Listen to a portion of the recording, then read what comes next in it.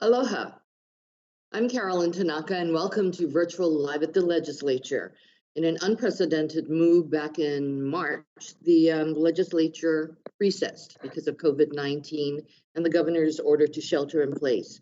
About 2 weeks ago, the legislature reconvened to take care of some critical fiscal issues. Joining me this morning is Majority Leader Representative Della Belatti. Good morning, Representative. Good morning, Carolyn. Great to be here with you today. I know.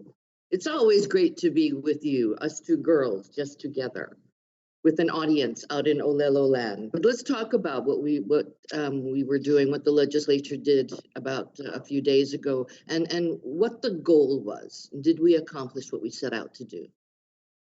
Thank you, Carolyn. I think in the rush of the last 2 weeks, uh, there was a lot of lead up to the 2 weeks, but there was also just a lot of comments, a lot of back and forth, and a lot of trying to understand and stabilize the state budget.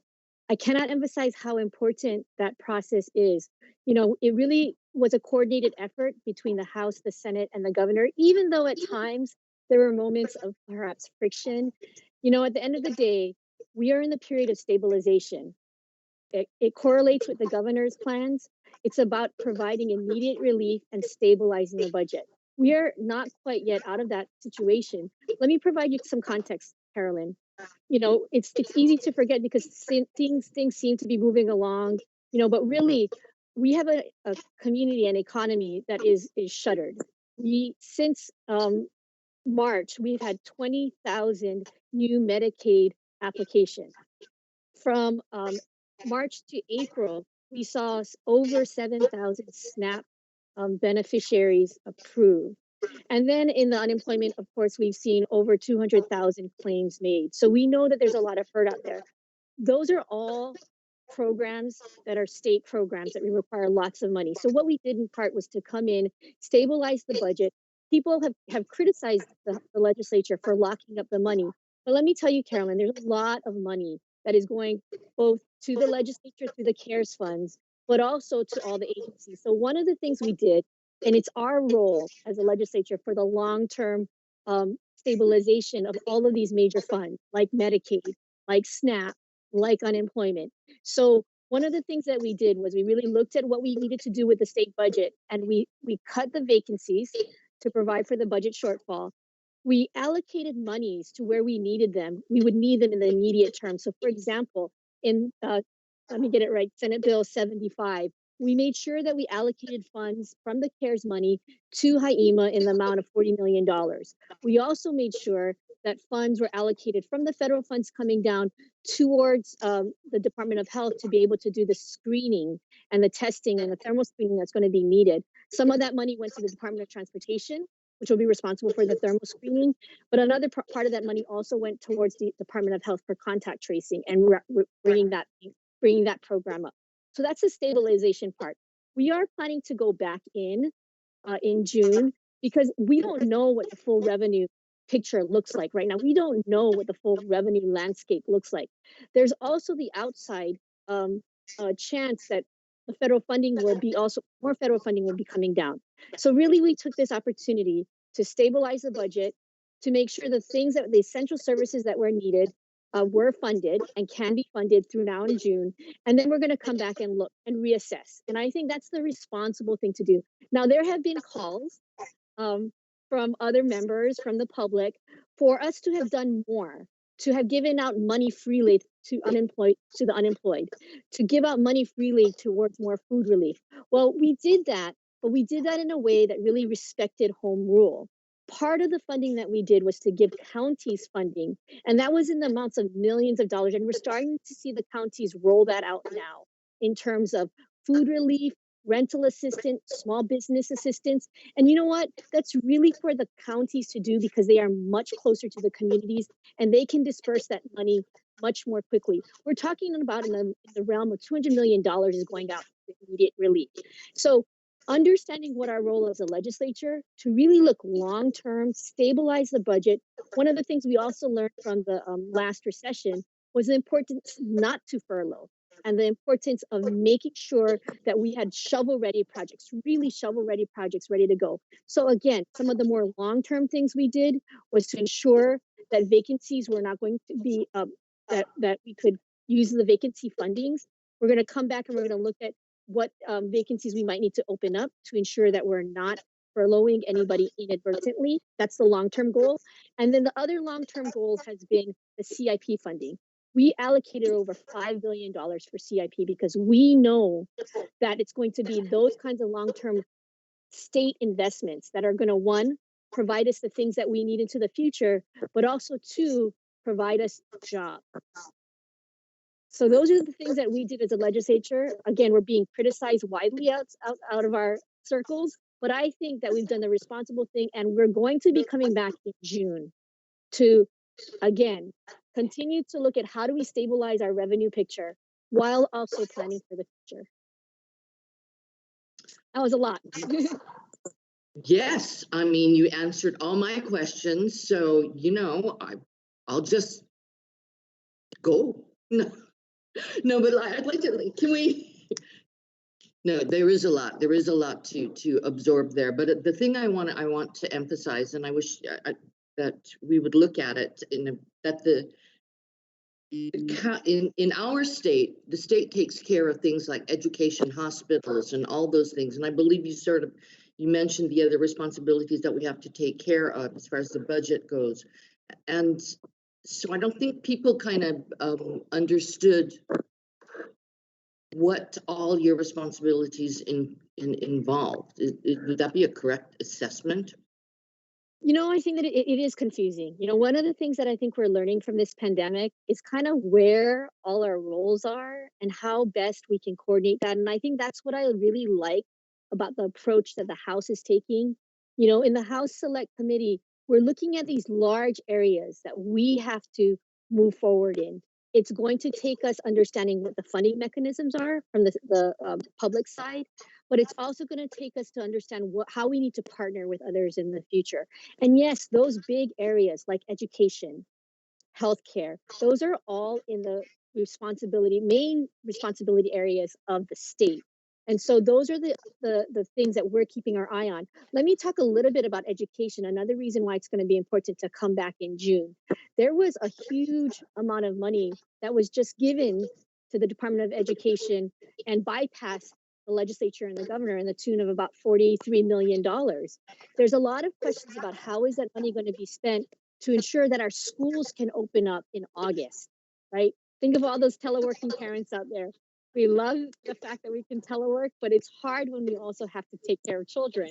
So that's another example where the legislature will exercise its oversight come June. We need to understand how the Department of Education is spending that over $40 million in addition to the general funds that we've already allocated to them in our supplemental budget. Again, these are long-term things that really have to take time for us to look at, and the legislature stands ready to do all of that. Well, you got a lot ahead of you, and I know you're coming back. You're talking about coming back in mid-June, so we will be talking to you through the end of that month, I'm pretty sure. But thank you for joining us this morning, Representative Belatti, and thanks to all of you for joining us again on virtual Live at the Legislature. Aloha. Thanks, Carolyn.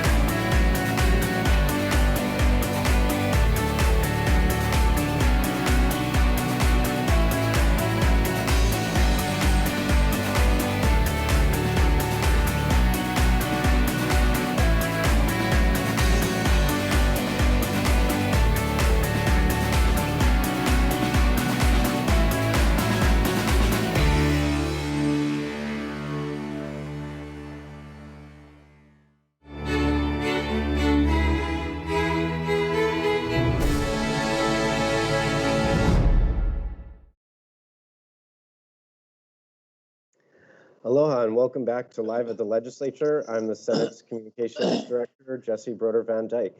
My guest this week is Senator Clarence Nishihara, Chair of the Public Safety, Intergovernmental, and Military Affairs Committee. Senator, thanks so much for joining us. Thank you, and good morning and aloha to those who Aloha. are watching. As Yeah, chair of, Go ahead. go ahead, Senator. I'm sorry. No, go ahead. Well, as chair of the Public Safety Committee, you expressed concerns when the Senate Judiciary, the state judiciary announced that it would begin releasing prisoners before the end of their sentences to reduce the prison population to avoid spreading COVID-19. Some of those prisoners have gone on to commit additional crimes and be rearrested. What are your thoughts about that? Well, I think none of us are happy over the fact that we had people who were released and as a result of the concerns about COVID-19 being spread in the prison system. But I think it was a Supreme Court decision that started it going. It was a ruling that that certain inmates, depending on their condition of their incarceration, would be released because they provided a lower level of problems to the community. Unfortunately, we had 47 inmates that have since committed crimes and now are back in prison. So anyway, maybe the public doesn't understand exactly what kind of people were supposedly going to be released. The Supreme Court requested that inmates with a short-term sentences, anywhere from a year to 18 months, who has a condition of probation and serving district court sentences, were convicted of petty misdemeanors and misdemeanors. It also included pretrial detainees who hadn't gone to court yet, and also what they considered high-risk inmates that had medical problems. And so also the district and family court, circuit courts were told to vacate or not bring up the bench warrants that some of these people would have received otherwise, and not to issue any new bench warrants. So they won't be appearing in courts and consequently won't be held in prison or jails, right? So that was the situation. And unfortunately, we had a situation where 47 inmates, once they were released, committed either new misdemeanors or possible felonies, and were now back in prison again. And some were, I guess they were felonies because they included assault and some other things. So there was a concern from the police departments, the heads of the police departments on all of the islands, as well as the one from HPD. Our chief of police, Susan Ballard, expressed her concern. Yeah. Yeah, I know a lot of people are concerned about the situation. Yeah, so I think, they were rightfully, they should be concerned. And so they're taking another review of what happened with the almost 850 that were released. So they won't, right now there's a freeze on it. So they're not releasing anymore until they review that. And hopefully what will come out of that is that maybe a better analysis of who they let go. And well, thank you for keeping attention on that issue. Yeah, thank you so much. I know a lot of people have been concerned about that. Another big concern is unemployment, and your district, Waipahu, has the 4th highest rate of unemployment across the state. How's that affecting your constituents out there? Well, as we know, it was reported in the paper that Waipahu was the 2nd highest unemployment claims. Then it was followed by Lahaina. So when you look at Lahaina and Waipahu and some of the other areas that were noted, there were areas where a fair number of people worked for the hotels. So not surprisingly, with the hotels shut down, that there would be unemployment because people will not be employed. But because of that, it creates other problems, as we all know. The long lines of people waiting to get food, and also I guess their concerns about getting medical treatment if they need it. So these are the kinds of things, the outcome of what happened with the COVID pandemic, and it's as it spreads out to the community, businesses can't operate, And so what you have here is that in the fourth quarter, about 220,000 jobs were lost. Mhm.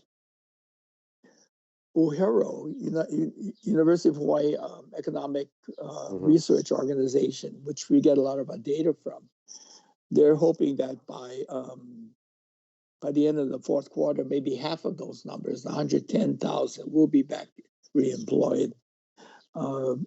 But they believe that the unemployment rate will remain in the double digits well in through 2020, and that's probably not surprising.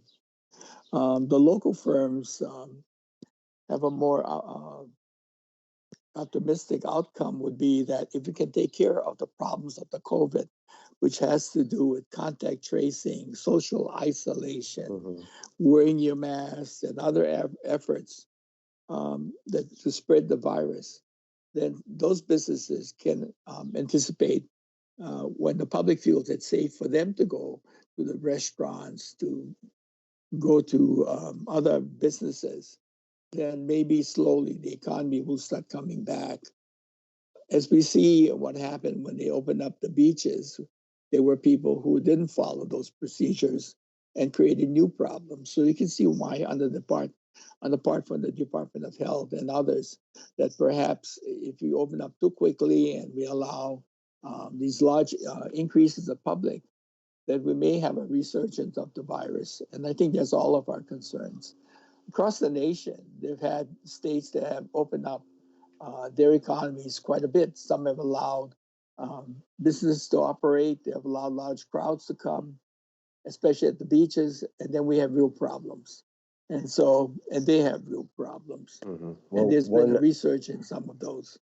Yeah. Well, one sign of progress we have had in Hawaii is additional testing capacity.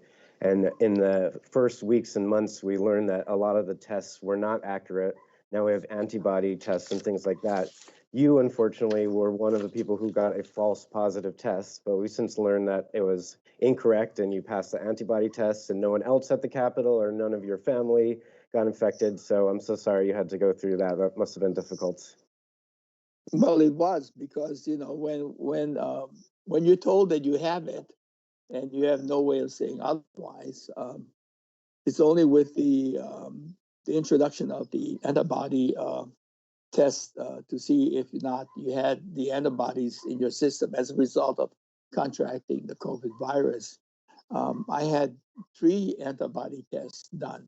The first one was done by Dr. Miskovich's, and that was the one I think they had some question about its validity. That's the one with a little strip that they, put a little drop of blood on.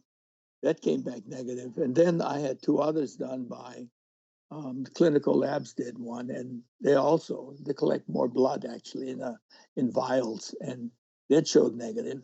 And the last one was I was hopeful that I would have had the antibodies because the blood bank was looking for people who had plasma that perhaps had antibodies.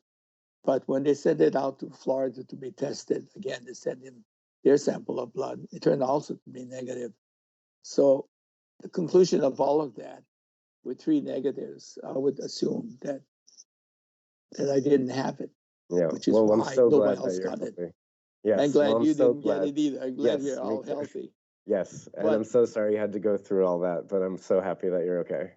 Right. Well, thank you. Thank you for your concern, because I got a lot of emails from people who are concerned about my health, and I think it's important that those who are tested positive and show the antibodies are able to donate their blood to those who are needing it. Yeah. Well, thank you so much. That's so kind of you to try to do that. And we're so lucky to be in Hawaii right now, where we have a relatively low rate of infection. And thank you so much, Senator, for joining me this morning. We really appreciate it. And we'll see you next time on Live at the Legislature. Aloha. Thank you. what are you doing? We have to go. I'm gonna be late for work. It's Tuesday morning. I gotta record live at the legislature on Alelo. Senate and House leadership discussing what's happening at the state capitol. So just watch it on the news tonight. Come on, let's go. Hey, this is like getting the news before it's news. If only I could get this remote to work. There. Can we go now? No DVR? No problem. Watch Wednesday evenings at 7 p.m. on Channel 49.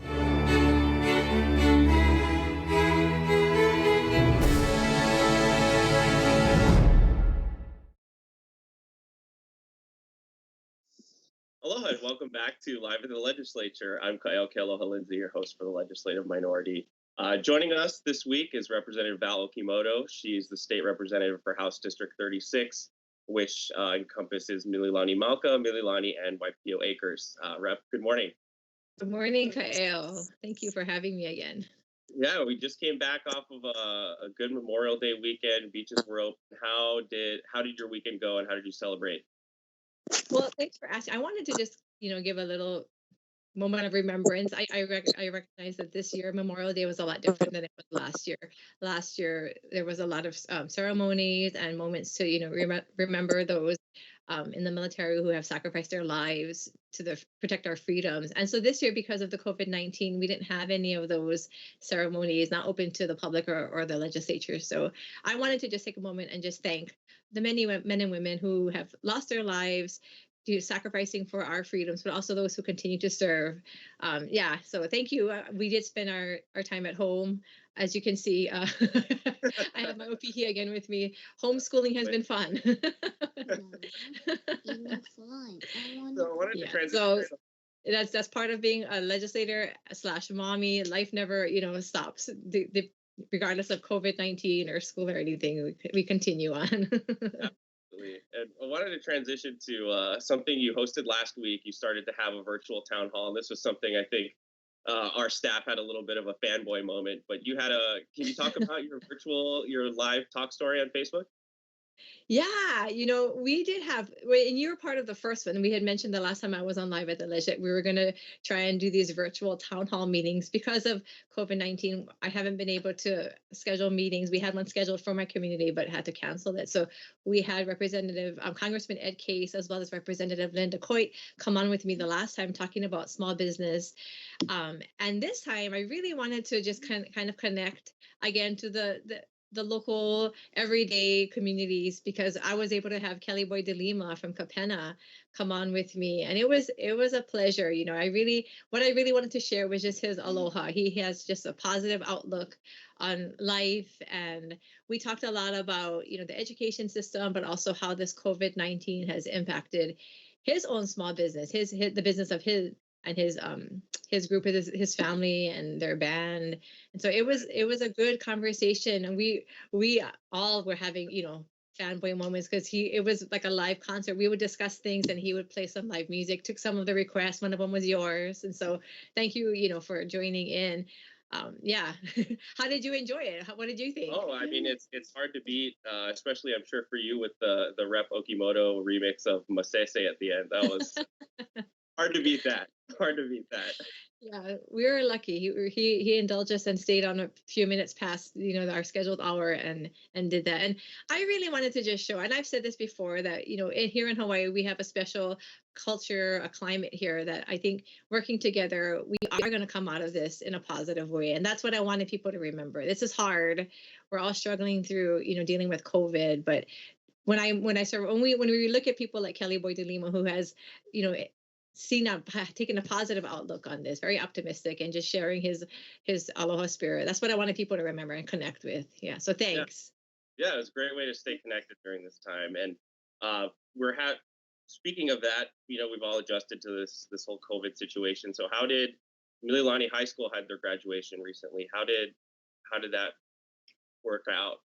Yeah, like you said, so a lot of the schools, and if you watch the news every night, you'll see that schools across the state and probably nationwide have adjusted to dealing with this COVID-19 and doing things differently. And here in Hawaii, we know that high school graduation is that life-changing moment. You look forward to it. And so a big part of me feels for the class of 2020 because they're not going to get what has been traditions of ceremonies. And so Mililani High School, they did have, it's kind of like a drive-through, and they showed it on their YouTube channel, but a drive-through graduation where all 600, there were 600, I think 44 graduates, and I believe the number I heard was 632 actually came through and drove by. So the community shut off, part of Mehi'ula and cheered them on, and I was able to be there. It was a long graduation because they wanted to recognize each student individually, but they would drive through the campus in their cars. Everything was kept, social distance was kept. They were with their families. They come out, get their diploma, get a picture taken, and then jump back in the car and move on. So I thought the high school, considering it was the first time that they'd ever had to do this, did a really, job well done to recognize these seniors. And other schools have done the same thing. Other schools across the state, high schools, even the elementary schools have done a lot, and I've been able to participate and continue to participate with that throughout my district. That's excellent. And we're still uncertain about, of course, you're a former teacher, and we're still uncertain about what's going to go on next year, correct? Yeah, and that's something I'm a former teacher, and as you can see, I have my young kids still at home, and so it's still uncertain what's happening with the school system. And I've reached out to the principals. Even the principals have been in there. They're just dealing with whatever news they get. So they're working through finishing this school year and trying to make it the best for the students. Like right after this, I have to go to a web class with my 7-year-old that's with me right now. But they're still preparing for this upcoming school year. And in my district, Mililani Middle School is a multi-track school. So while we're building this building to end that, they're trying to build a new classroom building. We still do. My older girl is scheduled to go back in a few weeks, and we're not sure. We're uncertain. And I know the DOE is working hard, and I continue to try and communicate with them to get updates on what they're doing. But everybody is trying to adjust and be flexible. But I'm trying to be understanding, and hopefully other parents will do the same because I know that they're doing their best. Absolutely. We have a couple of minutes left. Do you have any upcoming events? I know that we just recessed the legislature until sometime in June, but what are you going to be doing for your community coming up within the next few weeks? Yeah, months? I wanted to quickly, like you said, you mentioned the recess. So we had a recess back in March. We came back, and like Representative Belatti mentioned in her clip earlier, that we had, as a legislature, passed 3 of the big budget bills. And so that was, a profound thing. We're all trying to work together, even though the bills aren't perfect. I know that we're trying to work together to make it so that we can get our economy booming again, or at least back up again. But for my district, in between going to the legislature, because we're scheduled to go back in June, I am still committed to supporting, especially the schools at this time. So I am right now, actually, after this, I have my web class with my daughter, but also supporting the elementary schools where they're doing their 5th grade, either virtually, they're doing their award ceremonies, or I go to the school itself and I support them there. But also, I'm still going to try and plan virtual town hall meetings or talk stories. So I encourage everybody, if you want to see what's going on in Mililani, check me out on my social media at Okimoto.